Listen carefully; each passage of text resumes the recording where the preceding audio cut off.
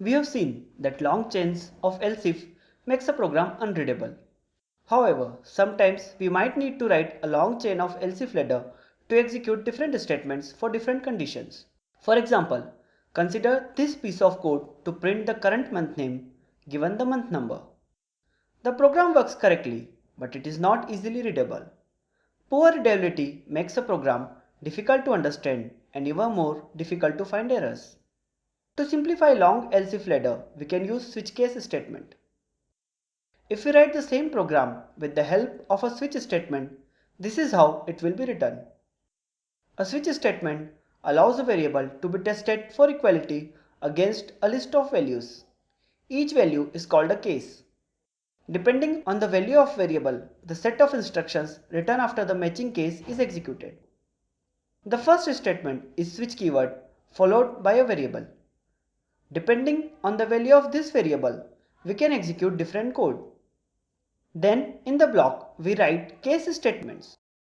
A case statement is written with the keyword case, followed by a value, colon, and then a set of statements that we want to be executed. Note that we did not write the statements inside a block even if there are multiple statements to execute. In the end, we write a break statement. We'll see shortly why it is required. The variable written in switch statement is compared to values written in case statements. If the value of variable matches with any of the case statement value, instructions written after that case are executed. After writing all the case statements for different values of the variable, we write the default case.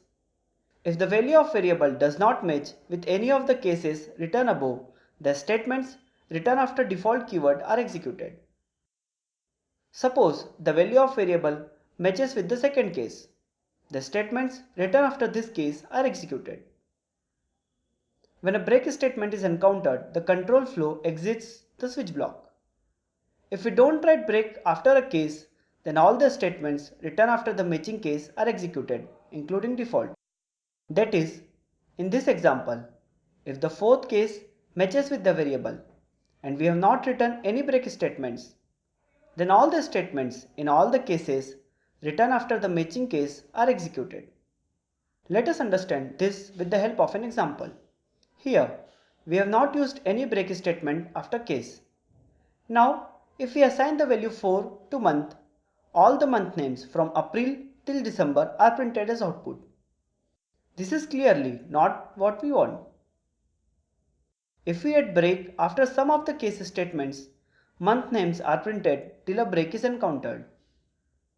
If we add break after every case statement, we can see that only the current month name is printed as output.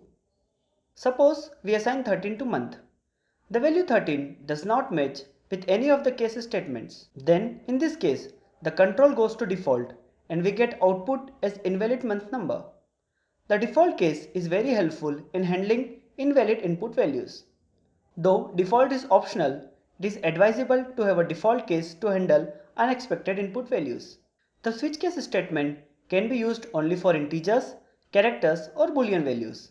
It cannot be used for floating point numbers. Also, we can only use a switch statement to compare for equality. That is, we can only compare the variable to specific values. We cannot use switch case statements for range comparison. Despite of these limitations, a switch statement is very useful and is frequently used while programming. Now complete the code in the code pane to print the correct day when we input a day number.